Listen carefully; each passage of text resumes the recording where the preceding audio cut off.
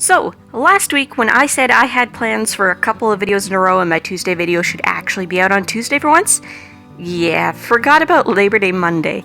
I didn't even paint Tuesday's video until Tuesday. Hello and welcome back to Jenna Gets Creative. Today I'm bringing you a brand new challenge I've come up with, and I will launch into that in just a second. But first, I wanted to say that I've got some plans and some questions for October's content, and I would really love to get feedback from you guys, my wonderful viewers.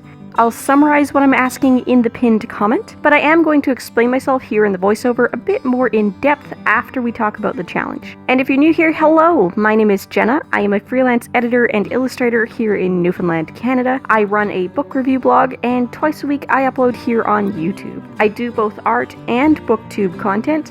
Lately I've been playing with ways to blend both into the same videos, but I also do still have a lot of purely art-related videos in the form of art boxes, supply reviews, challenges, tutorials, and plain old time-lapses with unrelated essays in voiceover. And sometimes I get in front of the camera for a purely bookish video too. If that sounds like your kind of content, join me. Hit subscribe, join the family, I'd love to have you here. And if everyone watching could help me appease the algorithm overlord by hitting like and leaving a comment, that would be awesome. Commenting should be particularly easy this time because I've got questions for you that I really need feedback on. Alright, sensible first things first, let's introduce this challenge and talk about it. I'm calling this the Back of the Book Challenge, and we'll be using the hashtag BotBChallenge. You can do it as an art piece, you can write, you can make music, whatever form of creativity works best for you or your inspiration material. What we're going to do is we're picking a book and creating something inspired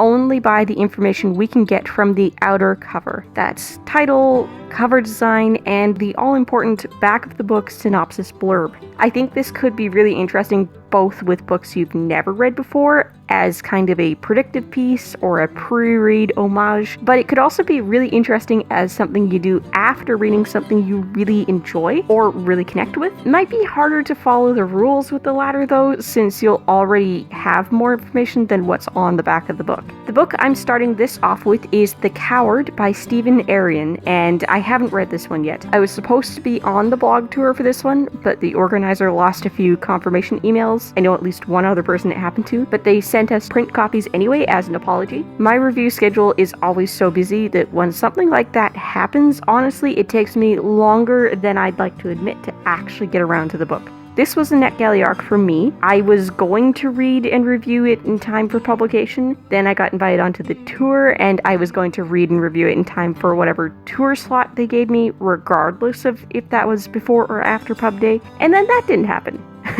So the reading still hasn't happened. Oops. This has got me excited for it again though, so hopefully soon.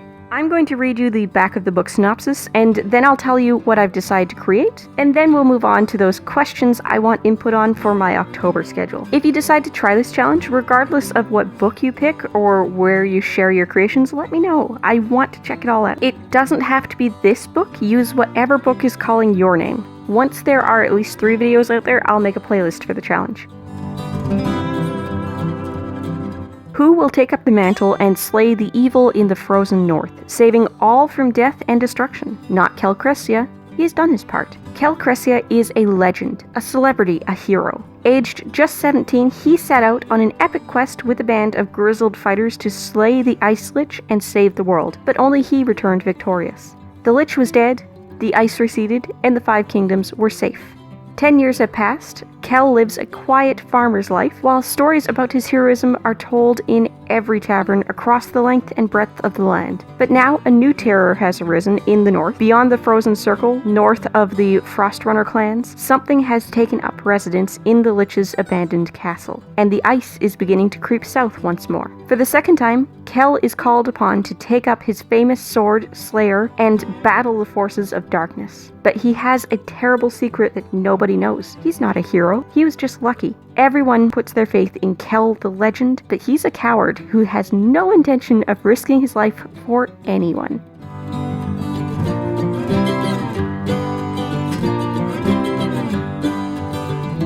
So I've decided to paint Kel reluctantly walking his horse off into the distance, and I wanted to do it in a way that could be perceived as a heroic portrait if you don't know what's going on, but definitely conveys Kel's fear and other emotions if you do know. I started off by sketching a generic horse being led by its rider on the ground, based on a photo from Pixabay. I then changed the outline of the walking rider so that it appears to be wearing armor, particularly with the long gambeson that you can see in the figure on the book's front cover, and with the sword from the front cover slung over his back. The background is a gradient of blues painted using my Van Gogh watercolors, and I'm adding a bokeh snowy effect with my white Gansai Tambi from the regular Kuretake palette, and then I'll fill in Kel and his horse in a red gold from the Kuretake Starry Colors Gansai Tambi palette. The color combination is inspired by the blue and copper on the cover, and although the cover definitely has stars, I wanted to go for more of a blown out bokeh so that it can be interpreted as snow for the cold, desolate feeling. My original sketch was done in a Prismacolor col-erase pencil, though that was erased as much as it was going to get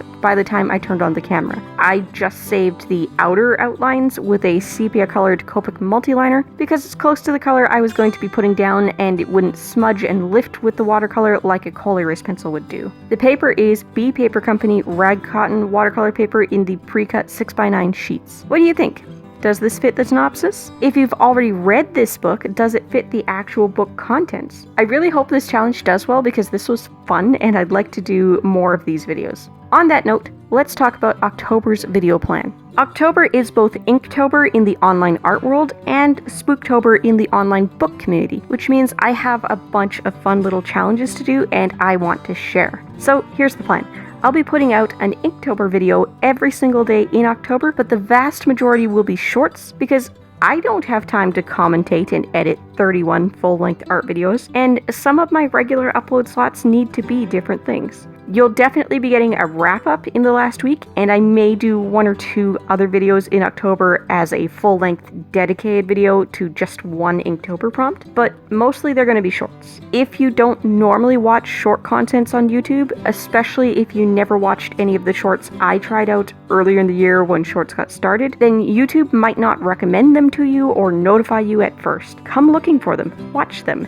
They'll be 60 seconds or less. If you watch my shorts, then YouTube will figure out that you want to see them, and then it'll actually start telling you about them. But you may need to train it to do so. The brilliant minds behind the machine figured that we have different audiences for full-length and short content, so they're treating the viewership on each as separate audiences, and you need to show them that you are in both audiences if you want to be in both audiences. That got off track. So yes, first order of business for October, there will be Inktober uploads every single day in October. Most of them will be shorts. You may have to go looking for them. I may also do shorts along the way to update on my progress with the Spooktober readathon, but I want to do a dedicated BookTube wrap-up video for that readathon near the end of the month as well. If you're into my book content or content in general, keep an eye on my community tab because one of the challenges for the Spooktober readathon requires us to put up a poll and have our audiences pick one of our books. And if you have no idea what to pick and you want to be nice to me, my top 2 choices out of what I'm gonna put in the poll so far are Mexican Gothic by Silvia Moreno Garcia or The Resting Place by Camilla Sten. Mexican Gothic came out last year and I haven't managed to get to it yet, but it has rave reviews and I do like a good Gothic horror. The Resting Place is the new release coming out for Camilla Sten next March, and I was invited to read the e-arc on NetGalley specifically by a publicist for it because I reviewed her last book, The Lost Village, so highly. I'd really love to get the incentive to get to that one early. Let me know if you want more than just the random shorts updates and the wrap-up video at the end of the month. I'll probably do some updates on my blog, but I could definitely get more than one full-length video out of it too if you're into that. I'm expecting my first ArtSnacks video will arrive in early October, being that I'm getting the September box first, but those haven't shipped yet as far as I know, and it has to cross the border. When I was subscribed to Scrawlerbox, I was also really active on Instagram at the time, and I could not avoid spoilers for what was in those boxes. I always knew ahead of time what would be in them, and I frequently did my no-box Artbox versions before the real thing arrived. For the ArtSnacks boxes, since I'm not so active on Instagram anymore and I don't necessarily have to go looking for spoilers, I could let myself be genuinely surprised by them. So what I'm wondering is two things.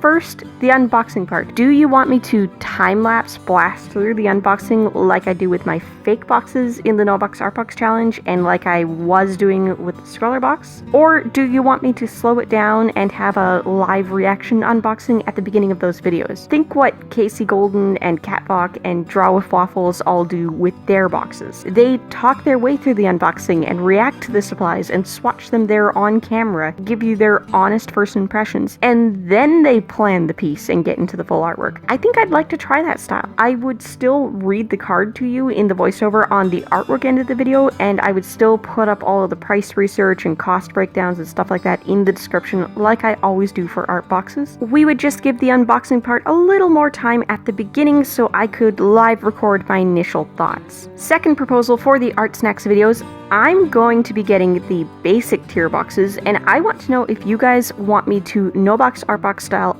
upgrade to the plus. If I'm doing the live reactions part, I would pause the video, go find out what the plus items are after I do the unboxing, and then I'd turn the camera on and live walk you through my thought process for matching those missing plus items. If you guys want the plus upgrade but really don't want the live style beginning, then I would just seamlessly work it into the time-lapse and voiceover. Give me your thoughts. What do you want to see me do with those ArtSnacks videos? Yay or nay to slowing down the beginning and doing more of a live style unboxing? And yay or nay to No Box Art Box style upgrading to plus? I'm getting 6 months of boxes starting with the September box, so we've got 6 videos to work with. I can always do the second and third ones differently until we find out what works best. I kind of want to do both things, but I don't want to do anything that the vast majority of you don't want to watch. Anyway, this script is getting well onto the 4th page. Let's wrap it up, and I will see you on Friday. If you're looking for more to watch, I've got some suggestions up on the left side of the screen now. Don't forget to like, comment, maybe even subscribe, and if you like living life creatively, whatever that means to you, I'd love to have you along for the ride. Bye guys!